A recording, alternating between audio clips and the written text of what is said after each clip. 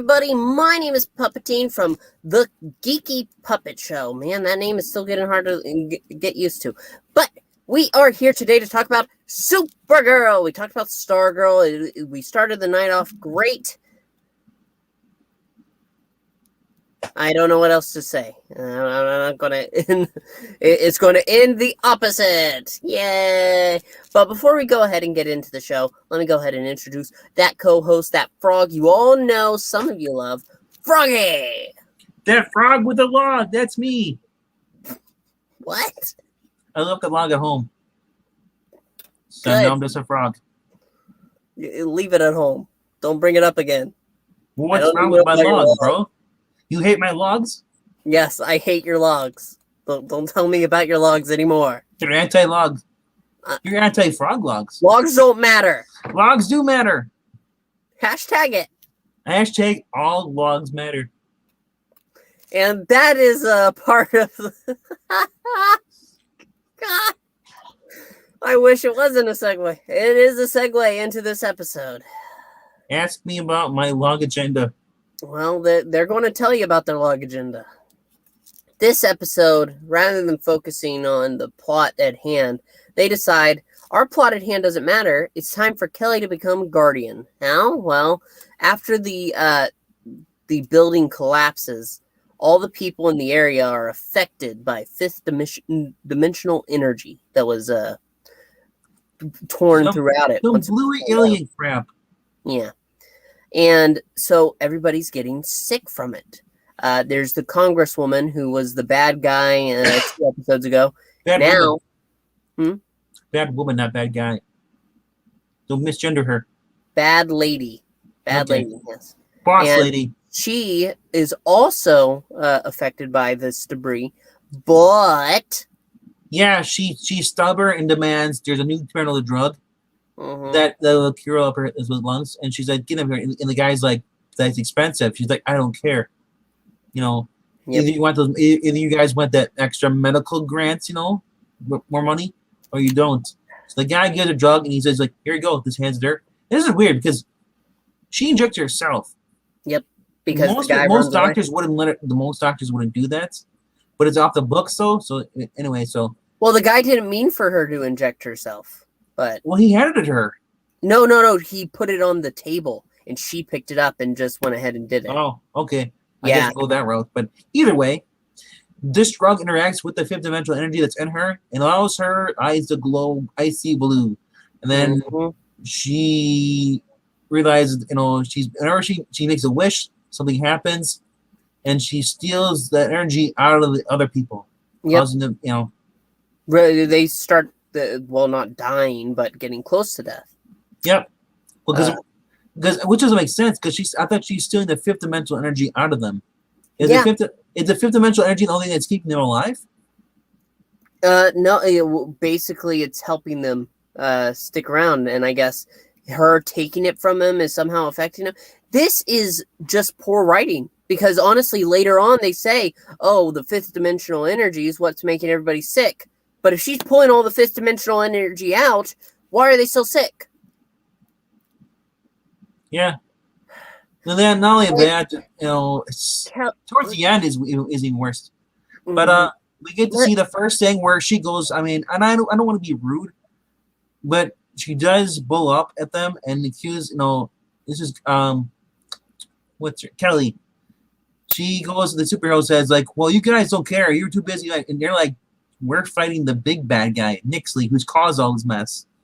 And she goes full kind of. I hate using the word Karen, but she was very rude, and it says like, you guys don't care about the little stuff. And I'm thinking like, I don't like people who whine. If someone's not helping you, help yourself. Don't blame others. The fact that up at this point she turned a blind eye, didn't do anything. The fact that she's doing something means that hey, guess what? You don't have to rely on superheroes to do everything. Batman doesn't have to fight other criminals. The cops can take down thugs. Do they wait for Batman? Well, we're not going to go police the streets. We're going to let Batman do it for us. No, they don't. I don't like people who blame others when they can stand up for their own rights and do their own stuff. Oh, well, you remember Batwoman. how Batman didn't care for Yeah, people of she color, and she turned it into a racing towards the end here, which I really didn't care for because race doesn't matter at all. People are being hurt or being ignored. I don't care what your skin color is. You are need to be helped. Yeah, but that's her point. That's her point here. She's saying that, these people are hurting right now, and you're not focusing on them. You're busy trying to solve other matters. They didn't know about the Congresswoman. The Congresswoman was up and at it while they're trying to collect the energy. Because every time she tried to call Alex was busy. Now, I've seen this done before in shows, and it's always when it's like, I hate to say it, Black Lives Matter. I think. I'm not saying I. No. You don't need to say that Black Lives Matter because they do. Every life on Earth matters. Except yeah. But I'm just saying, whenever there's like a political plot on this show, or even on Batwoman, they always kind of turn around. They gotta make the other race, the villains. The thing is that everyone's guilty of something. No race is better than the other race. We're all equal. We're all human beings. Yes, there are some. I'll get off my soapbox in a second. I'm just gonna say yes, there are some bad people, but there are also good people. But just like there are good people and bad people, it's not just one race doing everything. Multi shapes, faces, genders, and races. Everyone can be a jerk, and also everyone can be compassionate. So I'm not gonna generalize and say all one race is bad and all race is good. No, because we're better than that. We all know that everyone is human. Everyone makes mistakes. Yes, and I'm happy that they are addressing some of these issues. Because not everyone who was injured in there was black. There were some people that were of other races. Yeah, but no. That's how the show likes to portray it, though. Likes to manipulate you because they don't show the other people except in the background. Instead, when they have the group of people that were injured, who were affected by the debris of the building falling, they decide to go ahead and put everybody that's of a certain shade of skin tone right there in the center, and that way. That's the message you're going for. Yeah. This show is all about messaging. It is propaganda. But apart from all that, there were some parts I like. I do like the parts when they do show Brainy. Brainy's cool. You didn't get too much explosion here. It was mainly about Kelly.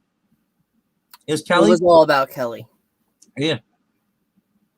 Diggle was here. And that's the thing. I felt really bad because they're just using Diggle to come in and be like, "Hey, so you have a problem? Let's talk through it." Good. Now he walks away like Michael Landed on Highway of Heaven. They're literally giving Kelly a black friend for this episode. He just randomly pops up.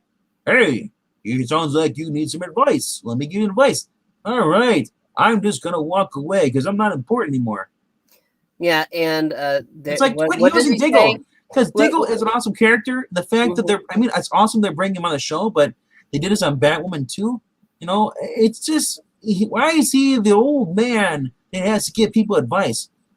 Why can't people figure stuff out on their own? They need bring him. Wait. It's like they're really leaning on bringing him in because they know he's better. He's more popular than the characters on the show. Because everybody loves Arrow. I don't know anybody who hates Arrow. Well, if you talk maybe the Laurel fans, maybe. Sorry, guys.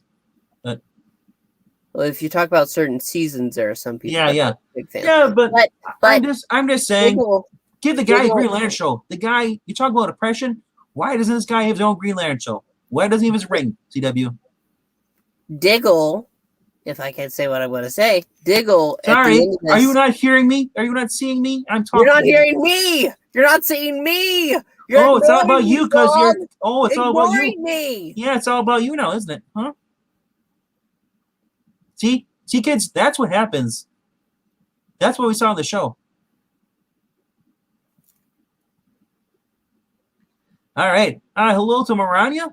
All right. What I was saying before is that Diggle at the end of this when he leaves, because he has no real impact on the show itself. He doesn't help out a lot. He takes down 2 security guards when Kelly openly attacks a government official just out of the blue. Out of the blue. She didn't do anything to prompt it. She was just leaving the scene, and Kelly starts chasing her down with a shield and a helmet.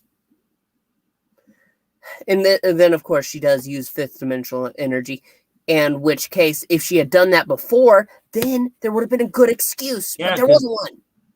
But what I was saying is, Diggle, at the end of this, when he leaves, he says, "Worlds await." So I guess that's a teaser of some sort. Well, they are doing an HBO series for Green Lantern, but I don't know what's going to go on with that.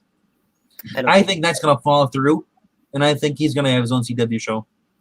I don't know. I would like him to. It looks that way with Batwoman, and I think Kelly might get her own show with Guardian.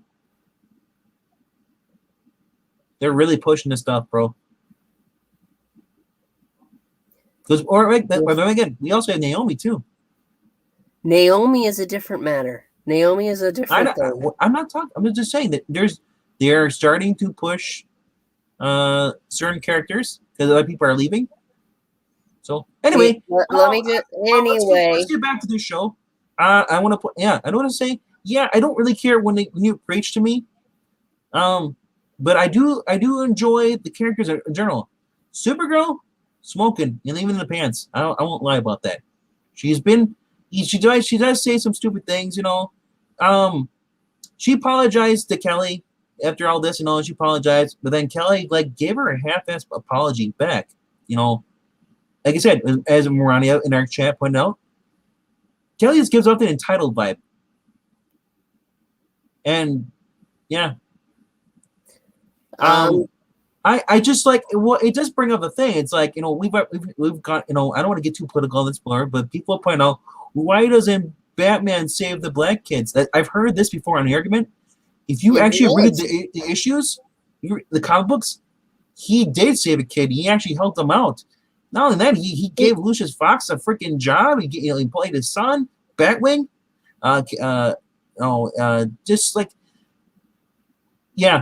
I'm just gonna say, Batman, don't base don't base your thoughts and opinions on these characters off these shows. Go read the comic books. These are the same fools that say that Batman, and I'm sorry to talk about Batman when we're talking about a Kryptonian show, even though you couldn't tell by this episode. These are the same people that say Batman shouldn't be Batman. He should just give all his money to the poor and it would all work out fine. What they don't realize is that Batman, as Bruce Wayne, he's a fan of what was.